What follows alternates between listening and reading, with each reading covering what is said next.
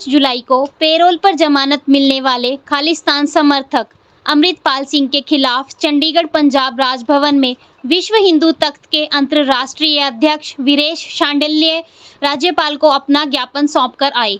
आइए आगे जानते हैं इस मामले पर शांडिल्य ने और क्या कहा। एंटी टेररिस्ट फ्रंट इंडिया की तरफ से 2 ज्ञापन दिए गए महामहिम राज्यपाल बनवारी लाल पुरोहित जी को।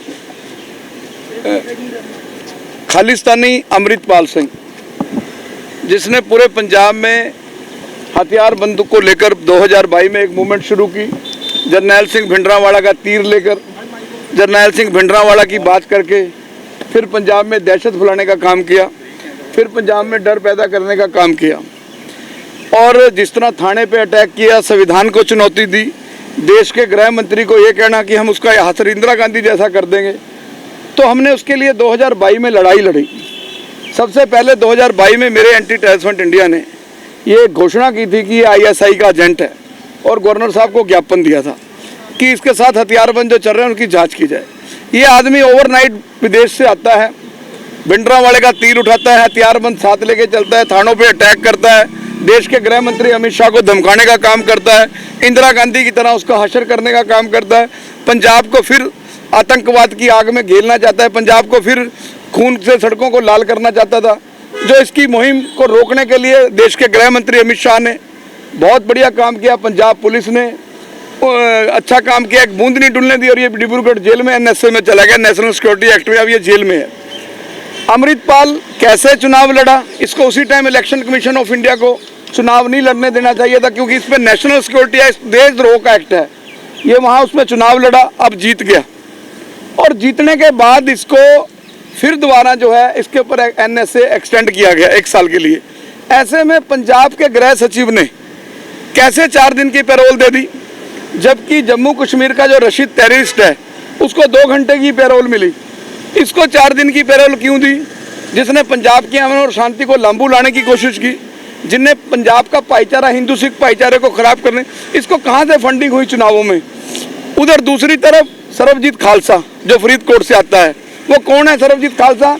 जिसने देश की प्रधानमंत्री इंदिरा गांधी को वर्दी पाकर सारे देश की खाकी को बदनाम किया। उस सरकारी वेपन से इंदिरा गांधी देश की प्रधानमंत्री को मार दिया, जो कॉन्स्टिट्यूशन पे अटैक था 84 में। तो आज फिर वही बातें हुई, संविधान को चैलेंज किया, तिरंगे को चैलेंज किया। तो आप चाहते पैरोल रद्द हो? पैरोल ना केवल पैरोल रद्द हो, जो पैरोल रद्द हो, अगर ना पैरोल रद्द हुई, गवर्नर साहब ने हमें आश्वासन दिया बनवारी लाल पुरोहित जी ने कि बिल्कुल ये गलत हुआ है, पैरोल नहीं दी जानी चाहिए थी। अगर मैं दिल्ली में तो इसका प्रदर्शन करूंगा ही करूंगा। आज मेरी लीगल टीम के साथ, मेरी लीगल टीम ने PIL भी तैयार कर ली है, 2 घंटे वेट करेंगे और शाम तक भी वेट कर सकते हैं, क्योंकि मुझे मीडिया में से पता चला है कि इसने 5 तारीख को पैरोल ओथ लेनी है। हमने स्पीकर साहब को भी मैसेज दे दिया कि ऐसा नहीं होना चाहिए, ये देश के उन शहीदों का अपमान होगा जिन्होंने पंजाब के अमन और शांति को बहाल किया। ये पंजाब पुलिस के उन पुलिस अफसरों का के साथ भद्दा मजाक होगा जिन्होंने अपना खून दिया है। तो इसको किसी कीमत पर भी पैरोल नहीं मिलनी चाहिए। और दूसरी मांग की है कि चाहे सरबजीत खालसा फरीदकोट से, चाहे अमृतपाल सिंह हो, कॉन्स्टिट्यूंसियों में, दोनों कॉन्स्टिट्यूंसियों में, क्योंकि इन दोनों कॉन्स्टिट्यूंसियों के कारण देश की 140 करोड़ जनता और पंजाब की 5.5 करोड़ जनता असुरक्षित हो चुकी है। पंजाब खतरे में आ चुका है। पंजाब में फिर आतंकवाद, खालिस्तान, वही दौर चलेगा निर्दोषों की हत्या करने का। वहाँ जो है IB की ऑफिस बनाए जाएं और वहाँ मिलिट्री तैनात कर दी जाए लोकसभा क्षेत्र में, और जरनैल सिंह भिंडरांवाले के होम जिला में, अमृतपाल सिंह के होम डिस्ट्रिक्ट में, सरबजीत खालसा के होम डिस्ट्रिक्ट में, जो अपने बाप की बेंच सिंह की, जिसने इंदिरा गांधी मारी, उसकी फोटो में लगाकर क्या संदेश देना चाह रहा है। और वहीं हमने मांग किया गवर्नर साहब से कि पंजाब के अंदर जो है वो पैरामिलिट्री फोर्स लागू कर दी जाए, क्योंकि पंजाब खतरे में है और किसी कीमत पर भी anti terrorist front India Khalistan को सिर उठाने नहीं देगा। बड़े दुख की बात है कि रंगले पंजाब को फरीदकोट ने नज़र लगा दी, रंगले पंजाब को खंडूर साहब ने नज़र लगा दी, और कट्टरपंथियों ने एक खालिस्तानी को, एक आतंकवादी को, एक जरनैल सिंह भिंडरांवाले जैसे आतंकवादी के साथियों को जो है MP बनाकर जो है पंजाब को और देश के अमन और शांति को खतरे में डाल दिया। ये दिल्ली ही रहेगा अमृतपाल, पंजाब तो आएगा ही नहीं। और दूसरा जो रिलीज भी 4 दिन का है वो 15 सेक्शन से अंडर सेक्शन 15 जो NSA का है उसके तहत है। तो संविधान ने राइट दिया अमृतपाल को ओथ लेने का, रिलीज़ करने का डीएम को, और दूसरा वो सब एसएसपी और ऑफिशियल्स की निगरानी में रहेगा? देखिए, वो किनके सर्वेलेंस में आ रहा है, किसकी मॉनिटरिंग में आ रहा है, एंटी टेररिस्ट फ्रंट इंडिया को इससे कोई मतलब नहीं है।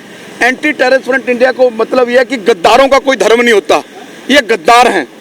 सरबजीत सिंह खालसा परिवार गद्दार है जिन्होंने प्राइम मिनिस्टर मारा, ये आईएसआई के एजेंट हैं, ये आतंकवादी हैं। अगर ये कानून को इतना मानने वाले हैं, फिर संविधान के खिलाफ क्यों बोलते हैं? अमृतपाल सिंह ने अगर शपथ लेनी है तो पहले दहलीज पे, पार्लियामेंट की दहलीज पे माफ़ी मांगे, संविधान से माफ़ी मांगे, 140 करोड़ जनता से माफ़ी मांगे, पंजाब से माफ़ी मांगे। जो पुलिस लिख के देती है, स्टेट पुलिस लिख के देती है हरियाणा में कि संत गुरमीत राम रहीम हार्डकोर क्रिमिनल नहीं है, उनकी पैरोल हाई कोर्ट रोक देती है कि नहीं, आपकी पैरोल नहीं मिलेगी। तो फिर अमृतपाल सिंह के तो प्रेरणास्थ से है, देश रोगा केस सरकार का है। पंजाब सरकार ने सिफारिश की 1 साल के लिए, भगवंत मान सरकार ने। कोर्ट जा रहे हैं? बिल्कुल, कोर्ट नहीं जा रहा हूँ, कल दिल्ली भी जा रहा हूँ प्रदर्शन करने के लिए। राशिद इंजीनियर का भी खिलाफत करोगे? राशिद इंजीनियर को दो, बिल्कुल है। इन टेररिस्टों को क्यों चुनाव आयोग ने चुनाव लड़ने दिया? ये तो देश की जनता, 140 करोड़ जनता के बीच हम सवाल उठाएंगे, पूरे देश में इस बात को लेके जाएंगे कि चुनाव आयोग को देखना चाहिए था। अब टेररिस्ट चुनाव लड़ेंगे इस देश में, मतलब चुनाव जीत के अब अमृतपाल सिंह दूध का दूल्हा बन गया। और वहाँ उनको जितवाने वाले कौन लोग हैं? वो लोग हैं कट्टरपंथी, जो पंजाब की अमन और शांति को खराब करके फिर पंजाब में आतंकवाद लाना चाहते हैं। और गवर्नर साहब ने हमें बहुत अच्छा आश्वासन दिया, हमें पूरा विश्वास है कि गवर्नर साहब उसकी पैरोल को रद्द करने के लिए सेंट्रल गवर्नमेंट को आज ही लिख देंगे।